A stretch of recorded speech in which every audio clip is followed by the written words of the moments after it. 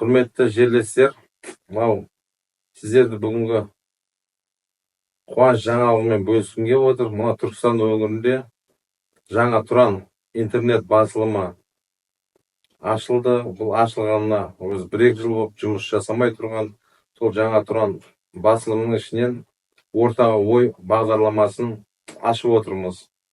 Сол ортаға ой бағдарламасының жаңа Тұран онлайн интернет басылымының директоры мен Қанділаев Сәкен. Бүгін ортаға ой бағдарламасының қонағы Түркістан қаласында Қожа Ахмет Яссауи халықаралық қазақ-түрік университетінің теология факультетінің дінтану ғылымдарының магистрі, оқытушы Қасымбек Жүсіпбек ағамыз келіп отыр. Күн тәртібінде бүгін қаралатын мәселе өздеріңізге белгілі қоғамда мына мақыр деген өте кең талқылануда, былайша айтқанда тренд болып жатыр ғой күнделікті. Онлайн желілерінде, интернет желілерінде өте көп талқылауға түсіп жатыр. Бұл да ол өз кезегінде мына қоғамдағы осы неке құратындарға, жастарымызға көптеген әсер, үрей де күмән да туғызып жатқан жағдайлары бар. Сол осы тақырыпты кеңінен талқылау мақсатында қонаққа мынау Жүсіпбек мырзаны шақырып отыр. Жүсіпбек мырза осы тақырып бойынша қысқаша өзіңіздің ойыңызды, пікіріңізді айтып өтсеңіз. Бисмиллахир-рахманир-рахим. Алхамдулиллахи раббил аламин. Ассалату вассаламу аля саййидина Мухаммад ва аля алихи ва сахбихи ажмаин. Амма баъд. Сөз бергеніңізге рахмет. Енді қазіргі кезде қоғамда талқыға түсіп жатқан нәрсе кешегі жаңағы тәуелсіздік алғаннан кейін мынау дінге қатысты халықтың да білімі діннен кішкентай жоғары көтеріліп жатыр, біліп жатыр. Енді неке қиғанда неке шарттарының бірі мәһір мәселесі бар. Енді мәһір мәселесі өте маңызды. Бұл енді мәһірдің шарттарының бірі. Мәһірде енді жаңағы ижаба қабыл дейді шариғатта. Ижаба қабыл деп жатқанымыз тұрмысқа шығатын әйел кісінің жауап беруі, ер кісінің қабыл етуі, екеуінің арасындағы бір-біріне деген ризашылықтың болуы. Ең бастысында енді неке қиыларда, неке кімдері қиылады? Бірінші мұсылман болу шарт қой. Яғни кәлима-и шахадатты айтады, екеуінің мұсылман екендігі көпшілік куә болады. Одан кейін бар жаңа екеуінің арасында ризашылығы болады. Осындай шарттардың бірі мына жерде мәһірдің берілуі. Мәһірдің берілуі шарт болады. Енді шариғатта сол мәһірдің берілуі шарт дегенмен енді бұл мәселе өте маңызды. Бұл екеуінің арасындағы келісіммен, ризашылықпен шешілуі керек. Бұл айтқан кезде екеуінің ризашылығы бас қосқандағы екеуі бір-біріне деген ризашылық болса, көлемінде екеуінің арасындағы жеңілдікпен өте дұрыс қолайлы болу шарт. Енді біз қазіргі кезде қоғамда естіп жатырмыз.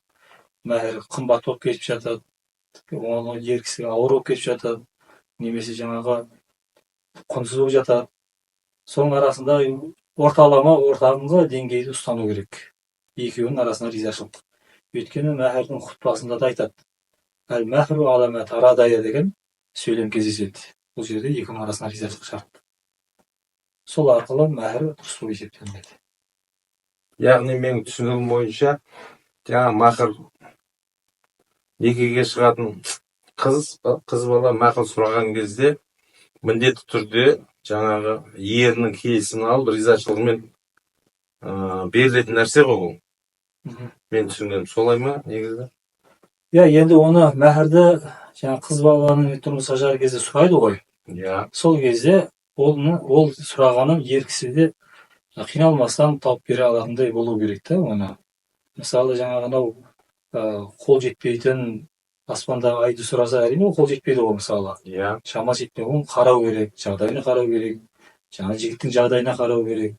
Енді ол жігітті жаңа айтқанда ол қанша жылдап табатын нәрсесіне жаңа мойнына іліп қойып, жаңа айтқандай ауыртып алып келмеу керек деген сияқты.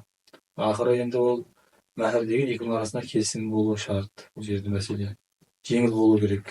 сол бұл жердегі қазір мысалы бізде соңғы жылдары мынау некелесу саны негізі төмендеп жатыр статистика бойынша. Айта кетейік, осы Түркістан өңірінде төмендеген соңғы осы жылдары некеге тұру. Осы мәһірдің сол некеге тұруға осы или некеге тұрмауына септігі бар ма деген ой ғой burada айтқымыз келіп отырғаны.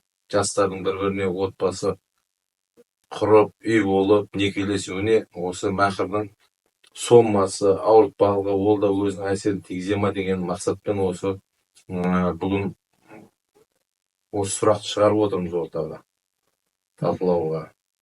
Жасыратыны жоқ, осы әлеуметтік желіде мен өзім қарап шықтым осы мәһір жөнінде.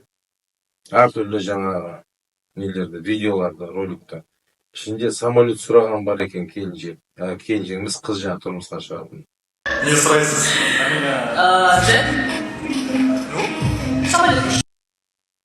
Автокөлік сұраған бар екен, үй сұраған бар екен, пәтер сұраған. Сен мақырға не сұрайсыз? Алы керек болса, трехкомнатный квартира. Трехкомнатный квартира, да? Соны айтып жатырмын ғой, бұл да жаңағы үйленетін ер азаматтың жаңағы алғашқы қазан басуына кедергі болып, сондай қиындықтар туғыза ма деген ой ғой бұл жерде де. Енді сөзіңіз дұрыс, енді айтып отқаныңыз дұрыс. Енді бұл жерде қоғамда қазіргі кезде жаңағы сол сұрағанның басқа қоғамдағы басқа адамдар естіп, оларда бір адамнан кейбір кісілердің шамасы келеді, кейбір кісінің шамасы келмейді. Соны енді жоғары сұрау үрдіске айналып кетсе, одан кейін бір осы мәһір деген қымбат болып кетті деп, қазіргі жастардың да жаңағы үйленуді кешіктіріп, жаңағы кейінге қалдыратын, немесе соған бола жаңағы отбасы құрудан кешігіп қалатын жағдайлар да бар ғой. Енді сол нәрсенің барлығын бұл дұрыс түсінуіміз керек. Бұл жерде маңызды мәселе қалай болғанда да отбасылы болу, отбасылық жағдайды сақтап алуға жұмыс жасауымыз керек. Мына қазіргі кезде жаһандану дәуірінде қазақ қоғамын, қазақтың өзінің ата бабаның дәстүрін, бұрынғы келе жатқан үлкендердің, ақсақал аналарымыздың, апаларымыздың жаңағы жолындағы келе жатқан сол тәртіпті ұстанып, сонымен бірге жалғасып келе жатқан дәстүрімізді ұштастырып, бұл жаңа мәһір дегенмен де ол енді мынау тәуелсіздік алғаннан кейін ол қазіргі кезде мәһір деген бұрын жоқ еді, мәһір деген естімеген едік. Бұл қай жақтан шықты? Бұрынғы кезде молдалар некеміз қиып жіберді. Осындай жағдай ешнәрсе сұраған жоқ. Бірақ енді барлығын келісіп қалай болып кеткендігін біз де білмей қалдық дегенде сұрақтар болып жатады. Оның барлығын ол кезде мәһір деген терминмен айтпаса да басқа жолмен оның барлығын шариғаттың жолмен үндестіріп жіберген ғой бабаларымыз. Сол жолды ұстанатын болсақ, енді дұрыс болады. Ал енді мына қазіргі кезде енді оны мәһірді біз қиындататын болсақ, одан кейін барып жаңағы екі жастың арасындағы келіспеушілік болып қалатын болса, соған бола екі жастың бас қосылуына кедергі болып қалатын жағдайлар болмай жатқан жоқ, болып жатады кейде. Сондықтан да соның барлығын реттеп жіберуге әрекет жасауымыз керек. Кеше мен әлеуметтік желіден көрдім, біздің Қазақстан мұсылмандар діни басқармасының ресми өкілі. Мен құжатын көрген жоқпын, бірақ интернет желісінде жүр, YouTube арнасында жүр. 4,5 грамм алтынның құнына теңестірілген пәтуа шығарылған дейді. Мәһірдің құны сол 4,5 грамм алтыннан аспау жөнінде. Көнеден мәһірдің құны 4,5 грамм алтынмен теңелген. 2020 жылы мұсылмандар діни басқармасы арнайы пәтуа шығарып, мәһірге жоқ дегенде құны 100 000 теңгеден аз болмайтын сыйлық берілуі тиіс деп бекіткен. Бұл мысалы жаңағы қоғамда ол қатты талқыланып жатқан жоқ. Мысалы бұл жерде егер де сондай пәтуа шығарған болса, мен енді ол дұрыс деп ойлаймын. Өйткені жаңа сіз айтып жатсыз, жағдайы келетіні бар, жағдайы келмейтіні бар деп. Мысалы жағдайы келетін, мысалы миллиардерлер бар, миллионерлер бар, мысалы. Егер де ол миллиардерге или миллионерге тұрмысқа шығып жатса, самолет сұрасын, ал жағдайы келмейтін орта деңгейдегі мысалы жүрген ер азаматқа шығып жатса 4,5 грамм алтын сұрасын деген енді бұл дұрыс емес шығар енді. Негізі пәтуа шығады ма, ол бәріне бірдей қолдану тәртібі болу керек шығар. Ал одан кейін жаңа мәһірді егер де сондай белгіленген пәтуа болатын болса, соны жалпылама халыққа жеткізу бұл мақсатымыз. Ал одан кейін жағдай жетіп болса, самолет алып бере ма, вертолет алып бере ма, мысалы шетелден бір арал сатып алып вилласымен, яхтасымен соны алып бере ма, ол енді дұрыс. Енді бұл Қазақстан мұсылмандар діни басқармасы қандай мәселе болса да, кез келген мәселеде бірінші кітаптардағы қандай пәтуалар бар болса да, оны кез келген имам, кез келген дін қызметкері оны Қазақстан мұсылмандар діни басқармасының пәтуа бөліміне жаңа айтқанда жүгінуге үндейді. Өйткені біз мысалы мына жерде кітапта пәтуада бар екен деп сол пәтуаны алып, имам өз бетінше сол пәтуамен жаңағы халыққа айта алмайды. Өйткені Қазақстанда ортақ пәтуа Қазақстан мұсылмандар діни басқармасына бірақ орын бар. Ол жерде Қазақстан мұсылмандар діни басқармасынан сол жер пәтуа. Соған жүгінуіміз керек. Өйткені бұл халықтың ауызбіршілігіне бір жерден бір ізілікке салуға ол өте маңызды. Ал енді мысалы мынау кітаптарға қарап, ана шетелдің неше түрлі мысалы шетелдегі жазылған кітаптар бар, араб тілінде болсын, басқа тілдерде болсын, орыс тілінде болсын, пәтуаларға қарап, аудармаларына қарап, сол жерден жаңа мәһірге байланысты ізденіп, сол арқылы мынандай болады, немесе басқа да көп қой, мысалы талақ мәселесі бар, басқа қоғамдық өте маңызды, қоғамға талқыланатын өте маңызды мәселелер өте көп. Бірақ соған қарап, былай қарай жаңағы өз бетінше пәтуа айтып, халыққа соны жариялауға болмайды. Өйткені ол жерде халықтың ұстанатын салт дәстүрі, халықтың өзінің қоғамдағы керағар пікір жаңа айтқанда болмауы тиіс. Сондықтан да бұл жерде ауызбіршілік болу үшін, дұрыс болу үшін, осы Қазақстан мұсылмандар діни басқармасының жаңағы пәтуасына жүгінген дұрыс.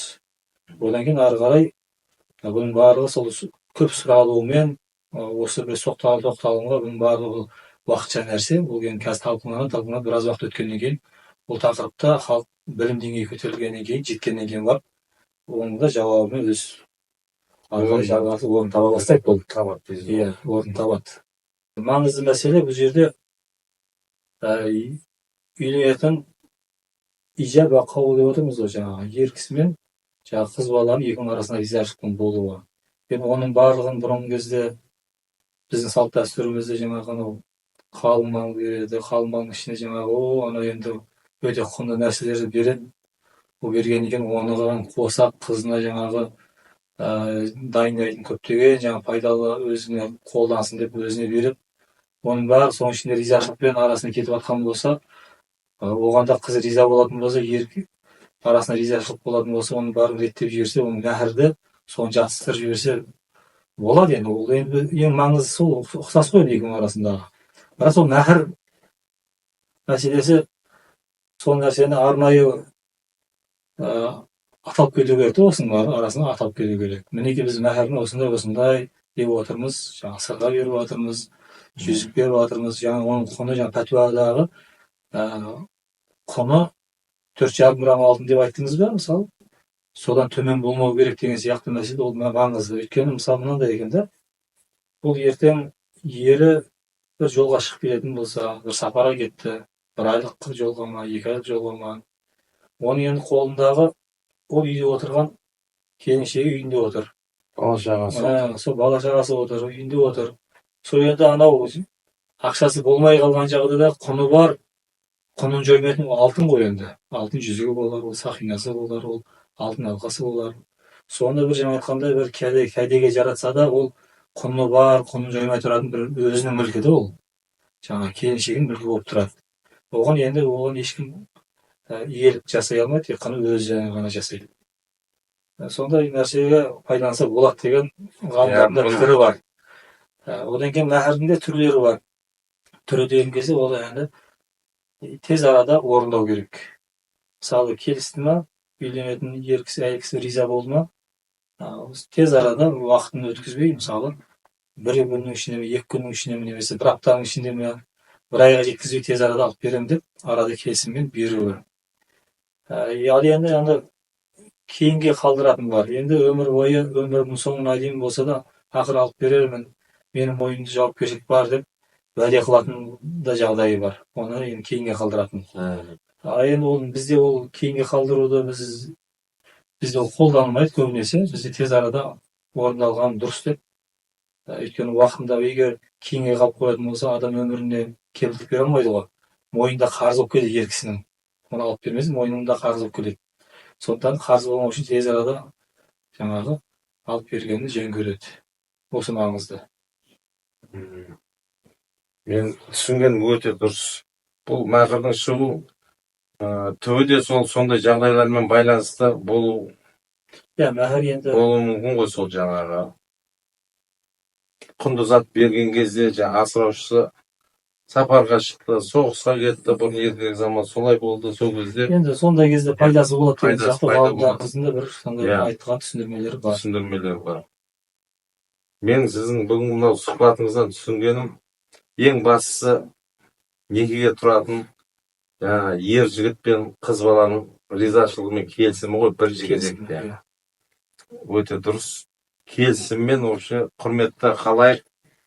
Бұл жерден біздің ортаға тастаған ойдан түйіндегеніміз, ең бастысы некеге тұратын жастардың бір-біріне сүйіспеншілігі, бір-біріне келісімі. Жаңа айтып отыр ғой, Жүсіпбек мырза айтып отыр, жаңағы берілген сый-сияпаты, жаңағы сырғасы болсын, жүзігі болсын, қымбал бағаты зат болсын, егер де жаңа қыз бала мәкір ретінде қабылдаса, ол да болады деп отырсыз ғой. Болады. Жаңа құны пәтуаға сәйкес келу керек та. Өйткені құны төмен түсіп кетсе де оның қадірі болмайды. Қадірі болмайды. Мәкірінде қадірі болмайды. Енді ол шарттап өзінің жағдайы төмен болып тұрып, ол қымбат нәрсе сұраса, ол да дұрыс болмайды. Сондықтан әркімнің өзінің деңгейіне, жағдайына байланысты орындалған бұл жөн болады. Құрметті жерлестер, сіздерге де рахмет, мынау Жүсіпбек мырзаға да рахмет, уақытын бөліп арнайы мынау арнамызға келіп өзінің ойымен, пікірмен бөлісіп отқанына. Келесі жүздескенше сау саламатта болып тұрыңыздар.